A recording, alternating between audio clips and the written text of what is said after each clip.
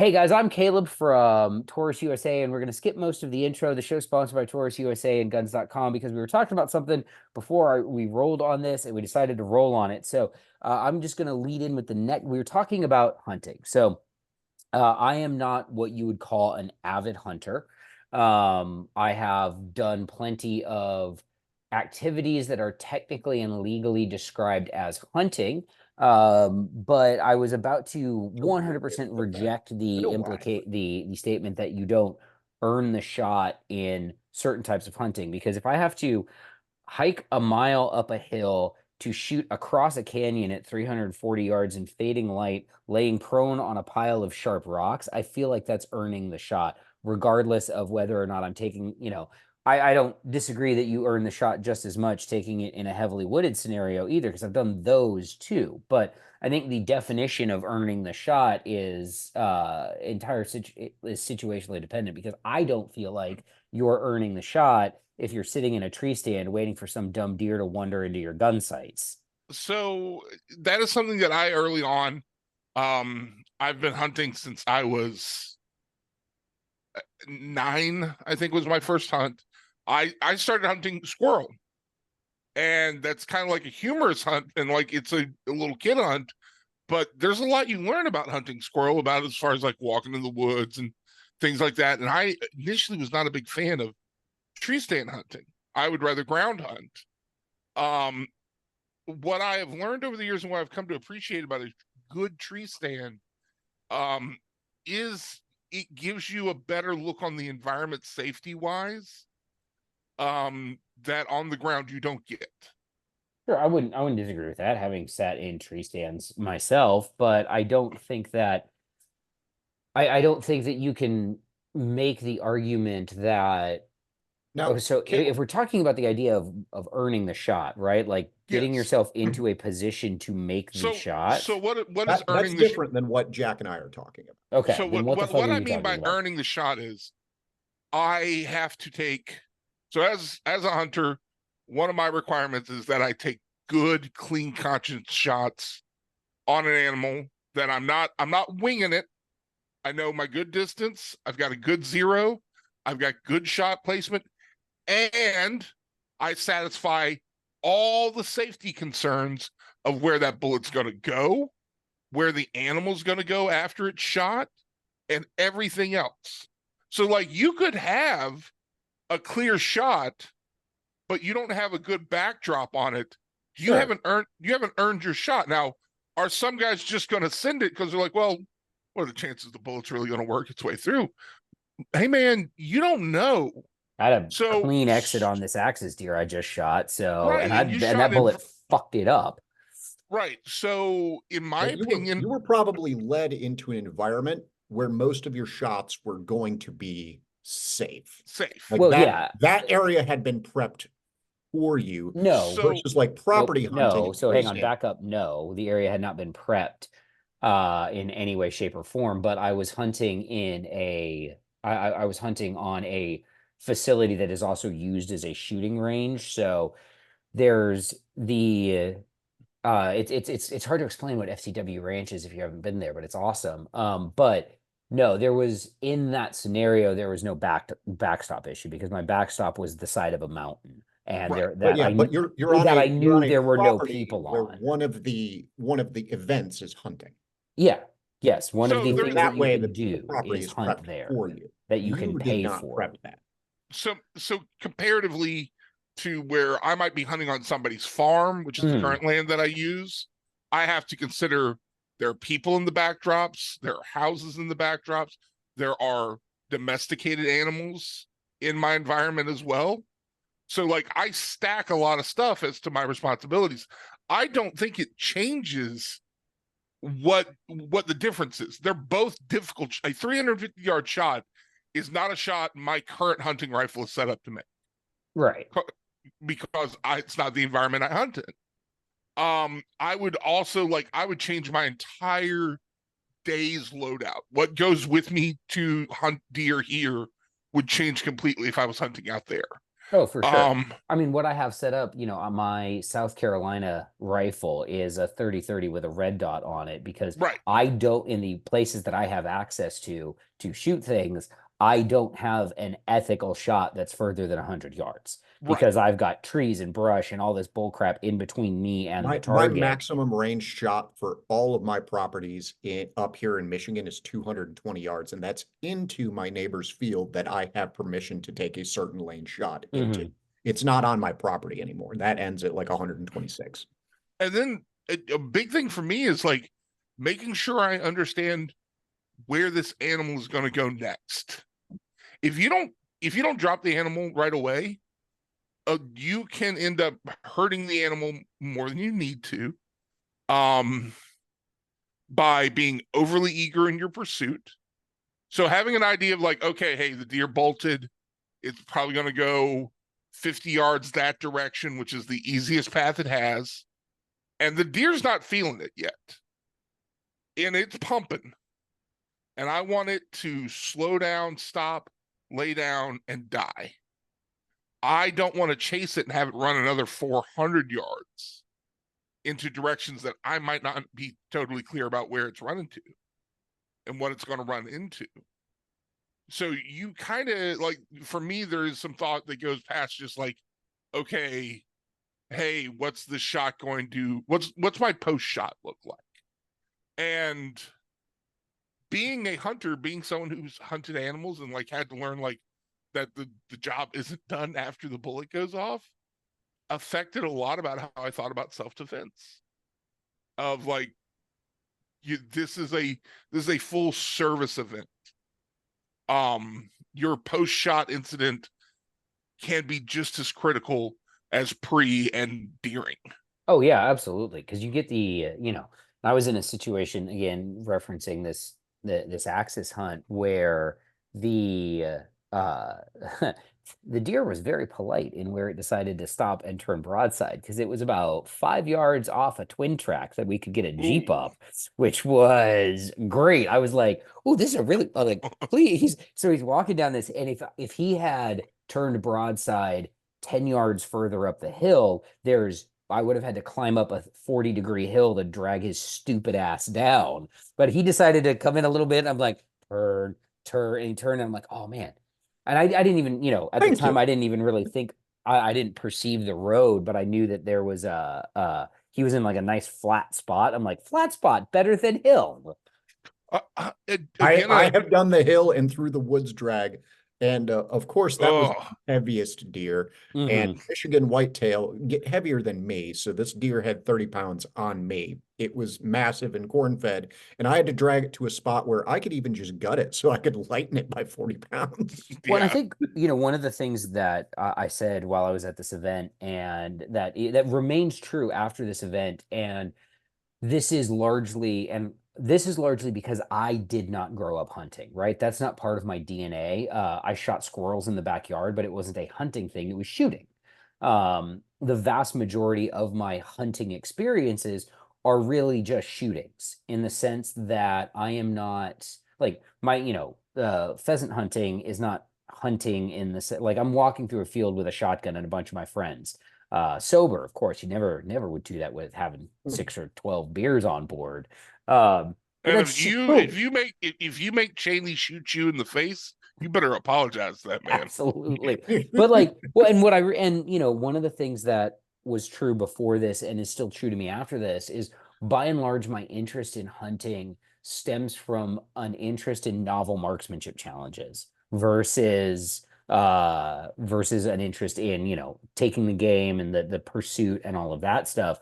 But I did find that actually having to maneuver on this animal to get close enough to put an ethical shot on it was a lot of fun. I'm like, this is fun. I like this. I like that we've spotted this thing, a kilometer and a half away, and now we need to maneuver into position to actually put an ethical shot on it because I definitely wasn't about to take a 500-yard poke at a 200-pound deer with a 308. I, That was That's beyond my comfort. That would have been beyond my I would comfort like level. I would like to try a 300-yard hunt at some point because I'm sure like the watching the animal through the scope is totally different.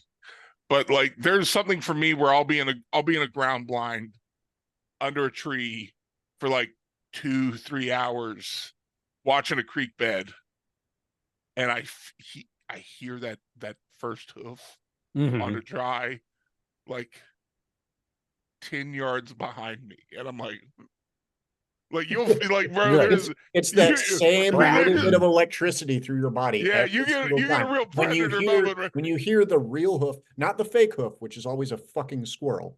It's right? always a squirrel. But the real hoofbeat of that heavy animal taking a step, and you're like, oh, and then you draw lines in your head like, all right, he's Yeah, you're probably trying to coming figure in out this where way. he's He's at. probably coming in this way. That means I'm going to spot her right about here. And then I'm going to probably have shots here and here, maybe here, depending on where they go from there. And then you just wait and listen and enjoy. The electricity just runs up and down you. And that can be 2-3 hours. And sometimes they don't go where you want and you never oh, get that shot. Yeah. I will tell you the most tense moment on this particular hunt. I can think of two hunts where I've had reasonably tense moments. This one was, so we had hiked up a kilometer into this mountain and we were trying to maneuver over to this finger to get within about 200 yards of the deer. And we get to where we're going to make the transition to the finger, and in between us and the thing is a 30-foot deep canyon full of pricker bushes. And I'm like, Mm. I'm not going through, we're not going Hmm. through that because it's like straight down. So we set up there and the deer's at like 400 and it keeps coming in and we're ranging it and it gets down and it's coming in head on at me, right? So it's like chest on, I don't have a shot. And at some point I don't remember saying this out loud, but I was told that I said out loud, please turn, please turn, please turn. And it very obligingly turned broadside to me. And I knew that at 350, which is about where he turned broadside, he came in another 10 or so yards. I knew I could get that shot, but laying there in an up, so I'm laying on a downslope of a hill with my legs higher than my head and my body in this fucked up U shape, waiting for this guy to turn. That was the tense part. And what was interesting was that was the tense part because I didn't know what was going to happen. When he turned broadside, I knew what was going to happen next because then I was just shooting, right? That was a shoot. That was no longer I think in my I wasn't hunting him anymore. I had hunted him into the position to get myself up to take the shot. Now it was just shooting. And shooting's easy. Shooting's not easy. I shouldn't say that. I've taken a lot of difficult shots under pressure that I wasn't really worried about that because I'd spent the last 2 days shooting the gun, making sure that it did everything, dialing and playing with all this shit. So I'm like, well, there's no wind, and if he stops moving and just puts his head down to eat some of that grass, I'm gonna light his ass up. So I think that was what was interesting about it for me was the parts that I found uh adrenalizing and really interesting was everything but actually pulling the trigger. The act of pulling the trigger by that point, and again, thanks to the training and stuff like that, and the past experiences, was fairly academic. I think it's interesting how few people in modern shooting are hunters. Yeah, that's true. Mhm. Um, I would encourage more people to like go on hunts that are facilitated by events. Um, as a person who does it on his own, I can tell you like there's a success rate issue. I just had a friend who did an all female night vision hunting for hogs event. And That I'm sounds, like, that's cool. yeah, Like, like, and this is a person who doesn't own a rifle. okay. She was like, I wonder if I can rent one. I'm like, rent one? Like me and my other buddy were like, the hell you will. And we like started opening up cases and like Like, here's throwing one. the, yeah, like Well, and I do think, I think stuff like that's a lot of fun, and I will probably never be the guy who like gets excited about well, no, not probably. I will never be the guy who gets excited to get out of bed at 3 in the morning to drive to this place where I've been watching, trail cams and stuff like that. And here's the fun thing. That's okay. Yeah. Like and like Yeah, because that's I'm not perfect. because I'm not about to go out. I'm also not going to go out and be like, I am a hunter now, because I'm not, guys. I am a shooter who has had some really fun hunting experiences. You're a person And who has gone hunting. yeah, I am a person who is, and that's the thing. I am a person who has gone hunting. I am a person who will go hunting again in the future. But I am not, and but I'm never gonna. I'm not about to go start like a hunter Instagram, right? Like ethical harvesting, whatever. I'm not qualified to do that any more than I would be qualified to start like an urban precision marksman course, because I've had 2 long-range rifle classes. But that won't stop anyone else from doing it. No, it's definitely not. Like Bruh. I'm taking my second one in June, so I'm pretty much an expert at this point. Yeah, I got absolutely. exposed to it last year, so might as well start teaching it. Yeah, of course. No, that makes perfect sense, right? I now I know the difference between first focal plane and second focal plane, and how to dial for windage and elevation. I have taken so many precision classes, and every time they start talking about second versus first, you can like watch my brain go like, like So I the just shut down. I'm done. I don't want to care. the class I took at FTW Ranch, which I recommend, and I'll do an unpaid for promo here for these guys, because if you want to so they don't just do hunt experiences or anything like that. They also just do precision marksmanship courses. They have special operations comes out there and uses their facility to train and stuff like that. So if you want to learn about precision rifle shooting and all of that stuff, book a class from them. They even have loaner guns. They'll loan you a 6.5 PRC or something like that, and you get to go shoot a cool gun. What were you using, by the way? I was using the Taurus Expedition in 308. okay. And for ammo, Really? I had, yeah. Well, and it's the gun from the company that pays my bills. Well, no. So I was just I was surprised you having like a 6.5 or something. 6.5 isn't out yet. It's coming soon. Oh. And that's not really a spoiler. Everyone knows that if you make a 308, you're going to make a 6.5. So Shocking.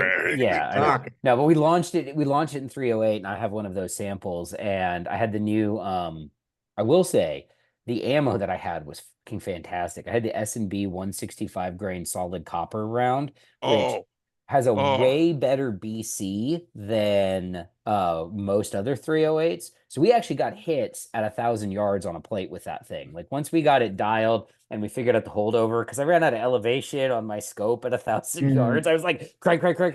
That's 37 MOA. Let's send one. Short. Okay, hang on. Elevate the turrets. I have, with a 308, been able to make an 1,148 yard shot. That was with a nice spicy 168 out of an L96.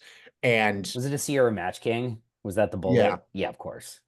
I did 948 yards with 150 grain all copper round.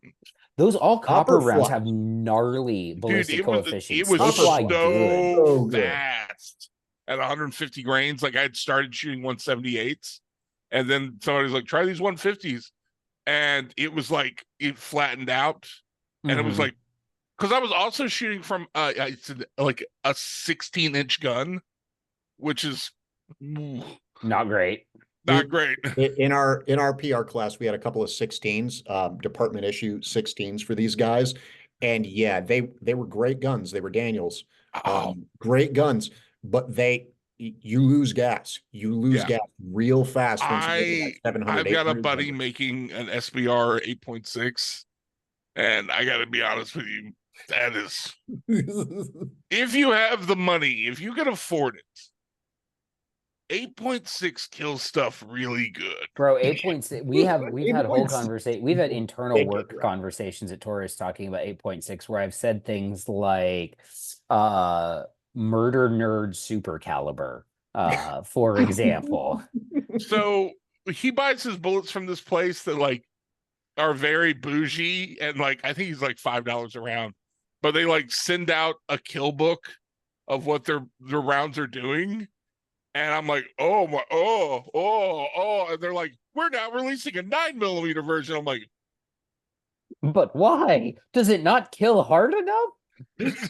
Why would Bro, we've killed him already. We can't kill him anymore. He is the stuff. The 8.6 is one of those projectiles that I'm like, I'm like, there's something in that that defies the laws of conventional ballistics as we understand them, Oh because yeah. it like I'm like because it's in many ways it's similar to 300 blackout, because like on paper a 300 blackout is like a 200 grain 200 grain projectile going 900 1,000 feet per second. It So is sounds the like 40, 45, but it right? kills way more deaderizer than 45. So, and eight Knowing six that is That's how mass impacts while changing mediums. mhm. knowing Physics. who built the 8.6, I know that very likely there was a group of like government types with long hair and beards and a briefcase full of money and And a they're like, please make us another turbo murder round. we So like Hi, we you have like done your we good with the like your turbo small murder in the turbo murder past. guns. However, we would like We'd like something big that we could turbo big murder. turbo murder, and they're like, yes. But we that's an would like interesting the thing. big small turbo murder. You have successfully the small turbo murder. So, and that's interesting, and that actually kind of brings us back around to this hunting topic, because the 8.6 was validated as an effective round on animals in hunting, right? Like, well, that we know of. I haven't And seen the Briefcase, classified, money, yeah, long-haired government. right. I have no proof. I should say that. I have no proof that that's how the 8.6 came to be. I just have me a little old theory. Yeah. Uh I also 100% agree with that theory. Please don't rendition us. But not again. The black bags. not again. We will just get disappeared again. But what's interesting is that is, if you look at the history of firearms development right up until the global war on terror, most rounds were validated in hunting before they made the transition over to military and law enforcement use. Like, Mhm. think of the 357 Magnum. Smith and Wesson's marketing Oh, campaign for that round was to kill the North American Big Eight or whatever. Like, first off, that man shot a grizzly bear with a 357 Magnum. The balls on that guy. not ever. I I No. I don't think people Talking about understand things you wouldn't do. how That hunt. big a grizzly bear is. The North American black bear is an adorable creature. It is my size. Mhm. Compared to a grizzly, it is a child. Mhm. The idea of shooting a grizzly with a 357, actually anything handheld, I don't care what it is. If it can be held in one hand, I don't want to go against a bear with it. Yeah, Two hands no. only. Two No, hands on this it giant must be a smokestick, and I hands want it to be gun. able to shoot more than once. Bro, I like my friends are like, oh, like I got some friends who are moving to Montana, and they're like, I'm going to buy a 10 millimeter. And I'm like, I would buy a Beretta 1301 and keep it in the truck. And if Smokey had something to say about my picnic basket, I'm going to give him 9 rounds of good news.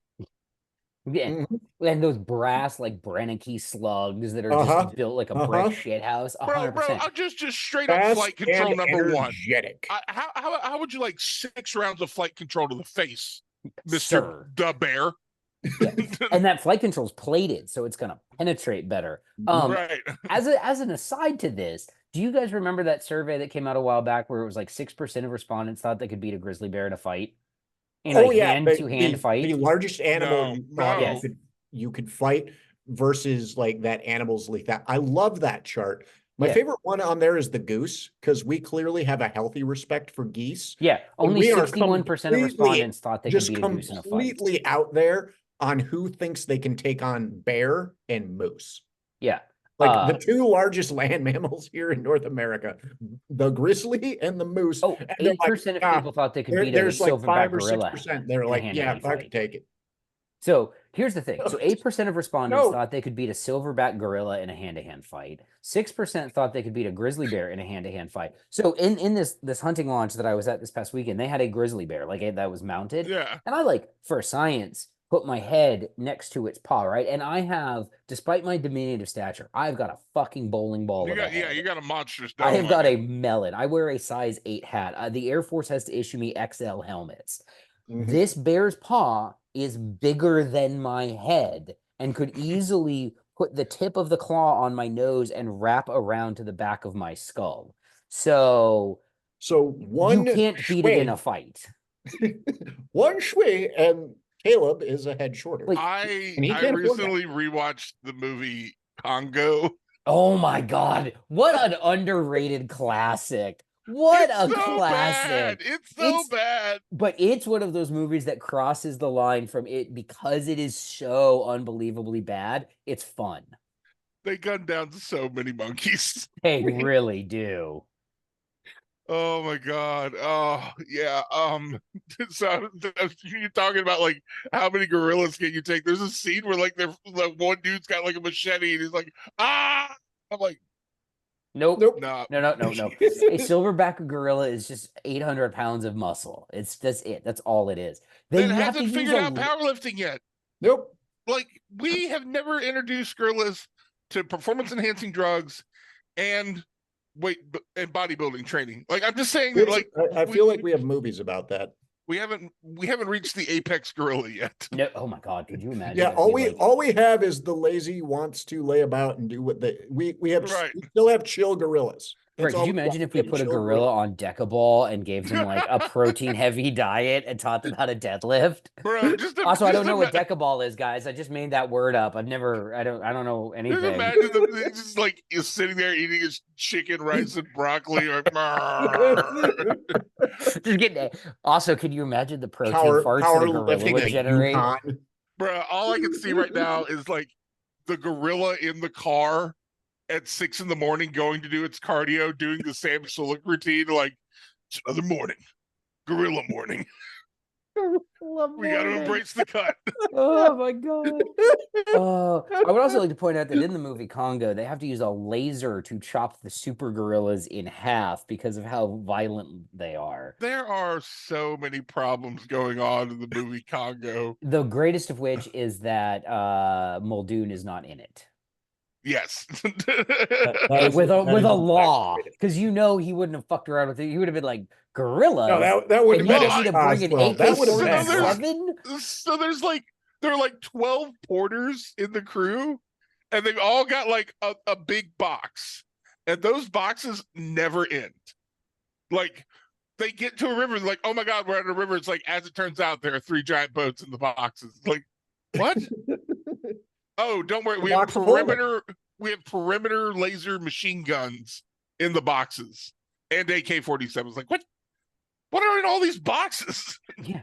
Also, I would not bring 7.62s to a gorilla fight. I certainly wouldn't bring Especially not by 39. Yeah. The neutered 7.62. No, I wouldn't bring baby's little 7.62 to this gorilla fight any more than I'd bring a 30-30. If I'm going after what caliber for gorillas, it starts at 308 Winchester, and that's the bottom end of it. That's the low end.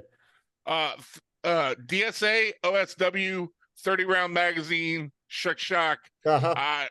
Harambe, get down. Clearly, the answer is 8.6, as we've discussed. So just what? You watch the back of the thing come out. And if you can, same platform, 30-round magazine. Other things that I would hunt gorilla with: Origin 12 short-barreled shotgun. As the token Air Force guy, I would hunt gorillas with an airstrike. I'm like, oh, we have a cluster of them over here. Hang on, let's just do a gun run on these some bitches. Let's just. Jane Austen is so upset right now. Oh man, what's that? Gunship. And if at some point one of you are in the comments section about to say like, you guys are so mean, gorillas are peaceful creatures, I would like for you to look up chimpanzee attacks woman. Go ahead and take your safe search off for that and look at the pictures. Results there are, in fact, for that search. And realize a chimp is a third of the size of a gorilla. Yeah. Well, guys, that is, I think we've covered everything. If you're a hunter, I hope you enjoyed this episode. We don't really talk about this very often. I would like to reiterate that, again, I am not a hunter. I am a shooter who occasionally hunts, and I think these are all wonderful pastimes. If you guys would like more Gunday Brunch, you should subscribe, like, share, support, all of those things. And yeah, we will be back next week.